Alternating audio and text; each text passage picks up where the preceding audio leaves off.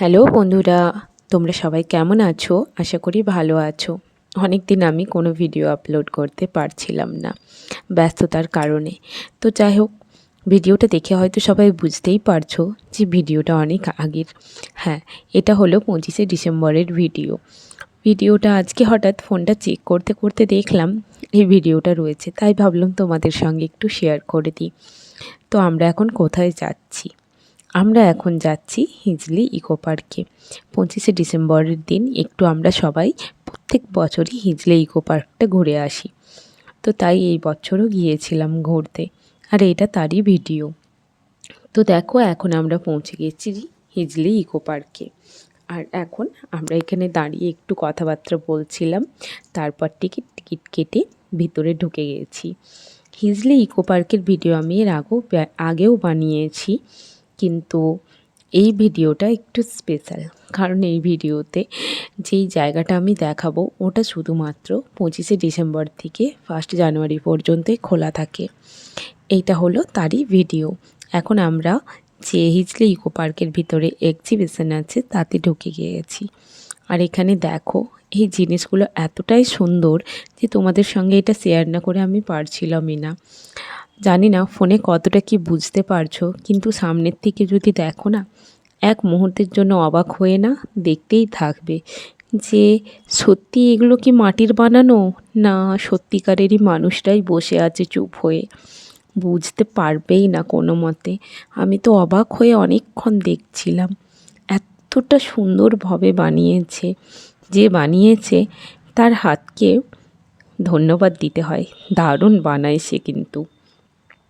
দেখো, তারপরে এগুলো ছিল আরও দুর্গা ঠাকুর। এখানে সব কিছু মানে লোকগুলো যে বানানো ছিল এতটাই সুন্দর বানানো ছিল যে কেউ দেখে মানে বুঝতেই পারবে না এটা মাটি না সত্যিকারের। আমার তো এতটাই ভালো লাগছিল দেখে, খুব সুন্দর লাগছিল। আমি তো অবাক হয়ে অনেকক্ষণ হাঁ করে দাঁড়িয়ে দেখছিলামই। যেমন এটাতে তো সত্যি আমি মানে বোঝার দায় ছিল যে সত্যি মানুষ বসে আছে নাকি।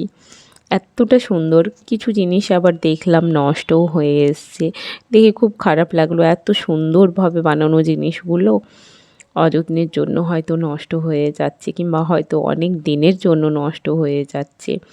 এগুলো দেখে সত্যি এত ভালো লাগছিল, মানে মানুষের হাতের কারুকার্য কতটা সুন্দর হতে পারে। দেখো কি সুন্দরভাবে বানিয়েছে, সাজসজ্জা সব কিছু এত সুন্দর করেছিল। আমার খুব ভালো লাগছিল দেখে। দেখে না সত্যি মনেই হচ্ছিল না, ওটা নিয়েই আমি আমার হাজব্যান্ডের সঙ্গে কথা বলছিলাম যে দেখো কতটা সুন্দরভাবে বানিয়েছে, দেখলে যেন মনে হচ্ছে একদম সত্যি। তারপর কিছুটা এগিয়ে যাওয়ার পরে যখন দেখলাম যে এখানে জিনিসগুলো নষ্ট হয়ে এসছে, দেখে একটু খারাপও লাগলো যে সত্যি এত সুন্দর করে বানানো জিনিসগুলো নষ্ট হয়ে যাচ্ছে। এত কষ্ট করে বানানো জিনিসগুলো খুব খারাপও লাগছিল। তারপরে দেখো, এটা তো বাচ্চাদের সবচেয়ে আকর্ষণীয় জিনিস। এই যে এখানে একটা ডাইনোসর বানানো রয়েছে, এই দেখো দেখছো জিনিসগুলো কিভাবে নষ্ট হয়ে যাচ্ছে, সব উইপোকাতে খেয়ে নিয়েছে। এই যে অর্ধেক খেয়ে নিয়েছে। এখানে দেখো এই যে ঢোলগুলো সব নষ্ট হয়ে গেছে। হয়তো এমনি জিনিস দিয়ে বানানো বলে না নষ্ট হয়ে উঠছে, কেমন খারাপ হয়ে গেছে, কেমন ছাদ পুরোও পড়ে গেছে, দেখে খুব খারাপ লাগছিল।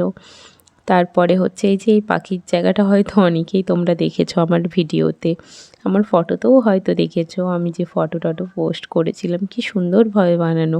আর সবচেয়ে বড় জিনিস কি বলুন তো, এগুলো হচ্ছে বাইরেতে রয়েছে, তো তাই বাচ্চারা আসলেই না একটু হাত দিতে চায়, বাচ্চারা সবাই একটু ছুঁয়ে দেখতে চায়। এটাই হলো সবচেয়ে বড় প্রবলেম। এই করতে করতেই তো এই জিনিসগুলো নষ্ট হয়ে যায়। যেমন আমারই বাচ্চা দেখুন না, এখানে দেখতে দেখতে বারবার জিনিসগুলোতে হাত দিচ্ছিল। তো আমি বারণ করছিলাম যে হাত দিও না, নষ্ট হয়ে যায়, এভাবে হাত দিতে নেই, তাও শুনছিলই না। এখানে আমরা একটু দাঁড়িয়ে কথা বলছিলাম, ফটো তুলছিলাম। তারপরে আবার হচ্ছে এগিয়ে গেলাম। এই যে দেখো এই সাপটা, এই সাপটার সঙ্গে আমার ফটো তোমরা নিশ্চয়ই দেখেছো। কি সুন্দর লাগছে না, একদম রিয়েল মনে হচ্ছিল। কি ভালো লাগছিল দেখতে। সত্যি এই এক্সিবিশনটা ঘুরতে আমার না খুবই ভালো লাগে। তারপরে এখানে আরও ছিল স্নেক। এই যে এখন আমরা একটু ফটো টটো তুলছিলাম এখানে, ফটো টটো তুলে তারপরে আবার এগিয়ে গেলাম। ভালো লাগছিল, আমি ফটো তুলতে আমার ছেলেও চলে এলো, এবার সে এসে হাত দিতে শুরু করছিল। এই জন্য আমার না ভালো লাগছিল না, কারণ বারবার আমি ওকে বোঝাচ্ছিলাম যে কোনো জিনিসে হাত দিও না, জিনিসগুলো নষ্ট হয়ে গেলে ওরা তখন কিন্তু বকবে, কোনো জিনিসে হাত দিতে নেই এইভাবে, কিন্তু ও শুনছিলই না। আর যা এখানে রাখা আছে তার পিছনে একটু ওটা ছবি সমেত একটু ডেসক্রাইবও করা ছিল। দেখো কি সুন্দর লাগছে সব জিনিসগুলো, আমার তো খুব ভাল লাগছে। আমার ছেলে প্রত্যেক বছরই শীতকাল আসলে এটা বায়না করে যে চলো আমাদেরকে পার্কে নিয়ে চলো, পার্কে নিয়ে যেতেই হবে। তাই ওকে নিয়েই আমাদের ওই পার্কে যাওয়া আর কি। তো ও একটু ছবি টবি তুলছিল এখানে স্নেকের সঙ্গে, আমি তুলছিলাম তো তাই ও সেটা দেখে ওকেও স্নেকের সঙ্গে ছবি তুলতে হবে। কিন্তু হচ্ছে সবাই ওখানে বকাবকিও করেছিল, বারবার বাচ্চারা হাত দিচ্ছিল বলে, তাই আমি ওকে বারণ করছিলাম, কিন্তু আমার ছেলে তো শুনছিলই না কোনো মতে। তারপর আমরা এগিয়ে গেলাম আগের দিকে। এপাশে আরও ছিল অনেক কিছু জিনিস ছিল, কিন্তু এখানে একটু ভিড়টা বেশি ছিল বলে বেশিক্ষণ দাঁড়াতে পারলাম না। তারপর আমরা এগিয়ে গেলাম আগের দিকে।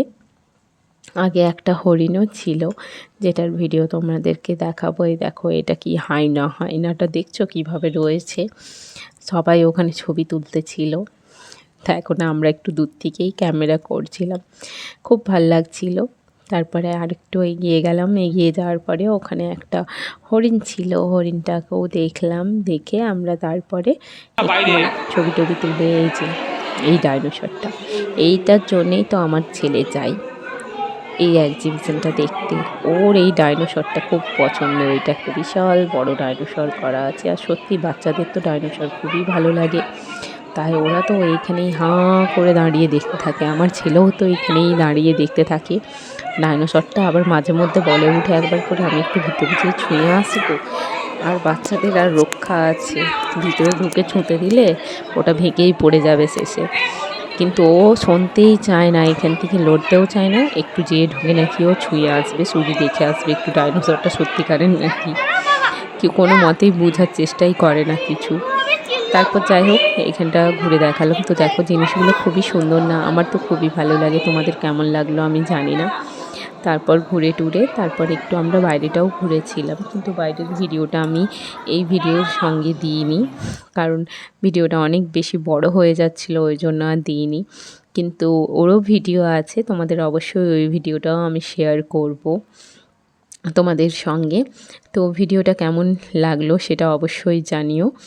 আর এরপর আমরা হচ্ছে এই যে দেখো এই হরিণটা বললাম না, আরেকটা হরিণও আছে, এই যে এটা সেই হরিণের ভিডিও। এগুলো দেখার পরে আমরা হচ্ছে তারপরে বেরিয়ে বাড়ি ফিরে গিয়েছিলাম। তারপর আমরা বাইরে বেরিয়ে একটু বাইরেটাও ঘুরেছিলাম, ঘোরার পরে আমরা বাড়ি ফিরে গিয়েছিলাম। কিন্তু বাড়ি ফিরে যাওয়ার পথে আমরা রাস্তায় দাঁড়িয়ে একটু খাওয়া দাওয়া করেছিলাম, কিন্তু তারপর আর ভিডিও করতে পারিনি, কারণ তখন অনেকটাই বেশি অন্ধকার হয়ে গিয়েছিল। তো এটা হলো বাইরের কিছু ভিউ, একটু তোমাদের দেখালাম, পরের ভিডিওতে আমি অবশ্যই শেয়ার করব। তো যাই হোক ভিডিওটা যদি ভালো লেগে থাকে একটা লাইক শেয়ার অ্যান্ড সাবস্ক্রাইব অবশ্যই করে দিও। দেখা হবে তোমাদের সঙ্গে নেক্সট ভিডিওতে। Take care, bye. আবার দেখা হবে তোমাদের সঙ্গে নেক্সট ভিডিওতে। বাই।